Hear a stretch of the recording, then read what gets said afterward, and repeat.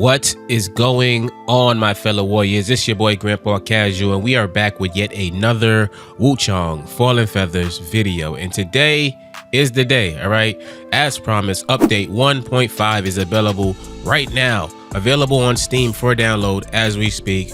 And it is a doozy, all right? It is a big update. They have a lot of changes, a lot of highly requested changes, a lot of things that really needed to be included in this game due to the genre that we're playing, the Souls-like genre, and they fixed a lot of stuff. So that's what we're going to cover today. And if you're into Wuchang Fallen Feathers or Souls-like games for that matter, consider liking and subscribing. This is what we do here. We do tips, we do tricks, we do guides. We take the biggest and baddest bosses out there and spec them in 4K. So if that tickles your feather fancy, we would love to have you. But outside of that, let's get into the update.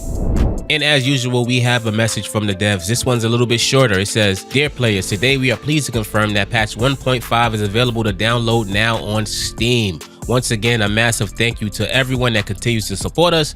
We are incredibly grateful."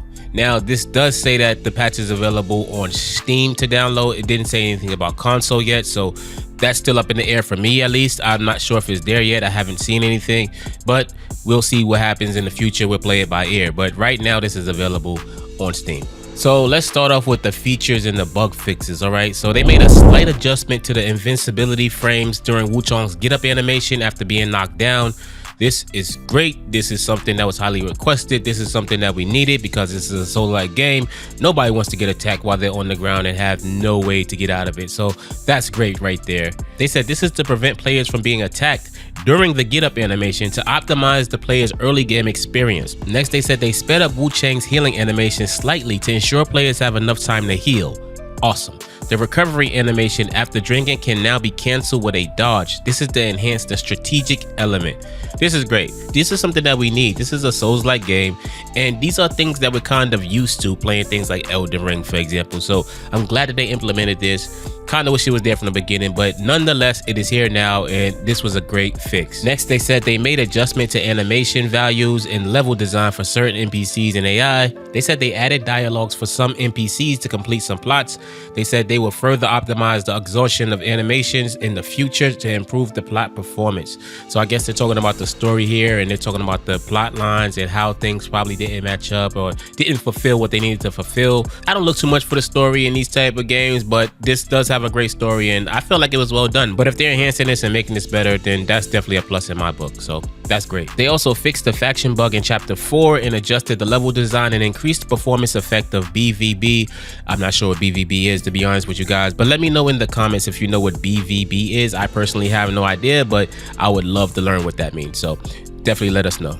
They also fixed the dialogue order between Feng Yao and Hiyozai to prevent a bug where players could not achieve the Bound by Fate threads and Dream Sweet Deceit ending due to incorrect sequence. But moving on to some other issues, they addressed the issue causing audio playback stutter on certain hardware models. This is great. I experienced that stutter myself. It definitely takes you out of the immersion. It definitely messes up the gameplay a little bit. Not so much that it really destroyed the experience, but it's definitely something that was noticeable for me. So I'm glad that they touched this one up. They revised descriptions for some equipment and items. They added/revised certain audio lines. They added some Wuchang voice to complete the story and added some NPC dialogue. So this is great. This means if you go back through the stories, you might see a little bit more hefty dialogue scenes. You might get a little bit more information. That's great. That will make actually the second playthrough or third playthrough or whatever playthrough you're on a little bit better, because now you get to experience some different dialogue and get some little twists and turns in the story that you probably didn't get the first time. So they also fixed an issue where certain keys could not be set in the key binding menu and where some keys could not be saved after rebinding, such as left shift, left control, or left alt. They also fixed the issue where the Buddha statue could disappear from the player's inventory when forced quitting the game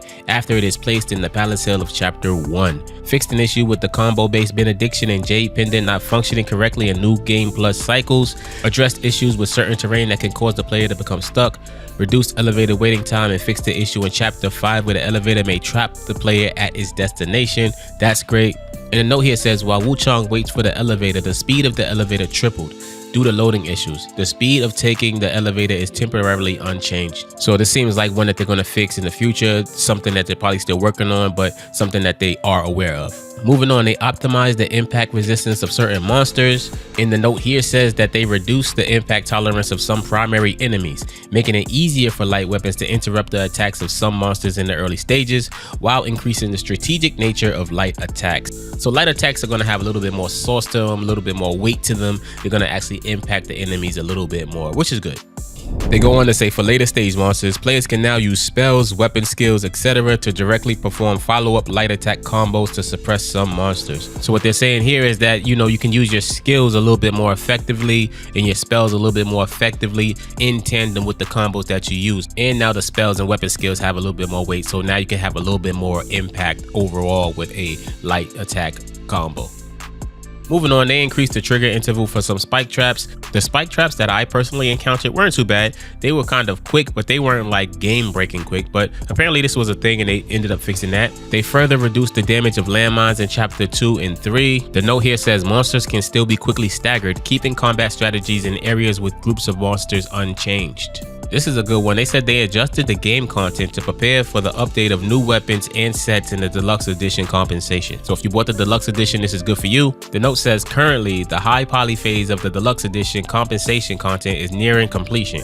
We hope to bring more players traditional armor, including ancient armor such as Wuchang Dynasty armor. So it seems like these armor sets are almost near completion and probably ready to roll out in the near future. This is an excellent fix right here. They said they optimized the game code in preparation for allowing players to choose to respawn at either the shrine or the boss fight entrance after death. This is great. This is great for when you're on those runs and you're fighting the boss over and over, really trying to get it, and you don't want to go from the shrine all the way back to the door. Sometimes it's really quick. Sometimes the positioning of the shrine and the door is really close to each other, but other times it's like you got to go through enemies, you got to do all this other stuff just to get to it. So this makes it a little bit faster and a little bit more efficient for those who are just trying to get through the boss fight and fight the boss again if they lost. This is excellent. Moving on, they optimized the game code in preparation for future patches to reduce VRAM usage, aiming to address frequent stuttering and other display issues caused by VRAM overflow.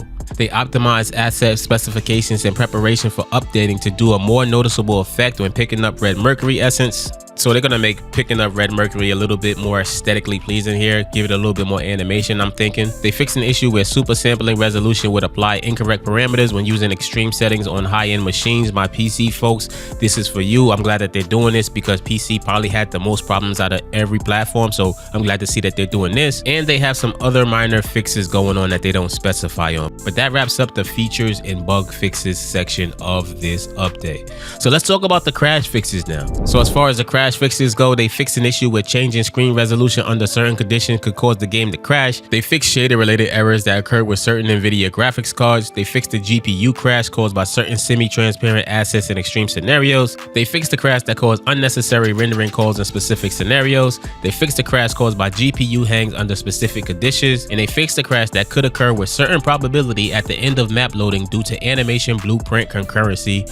And they have some other minor fixes going on here with the crashes. But that wraps everything up, and the devs close things off by saying this patch has been a long time coming, and we will continue to refine and optimize the game based on player feedback, striving to deliver a product that satisfies our players. And that's what we have for bug fixes, that's what we have for crashes, and overall I think that this was a great update. I think this was much needed, and I think that this is definitely a step in the right direction as far as Wuchang Fallen Feathers is concerned.